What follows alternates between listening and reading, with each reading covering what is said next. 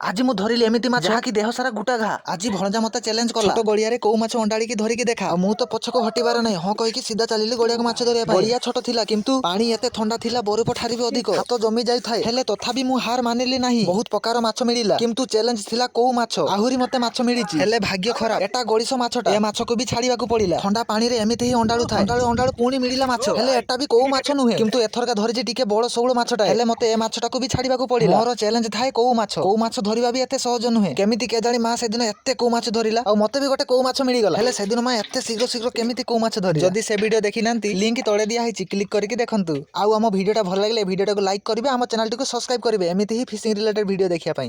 गोटे को माछ मिली अछि हमर भल लागले वीडियो लाइक करिवे हम चैनल को सब्सक्राइब करिवे एमिति इंटरेस्टिंग वीडियो देखिया पई। बहुत टाइम पानी रहली मिनिमम आधे घंटा खातर पानी रही गला हेले माछ मिलला नै। बहुत माछ मिलला हेले को माछ धरि पालिनी।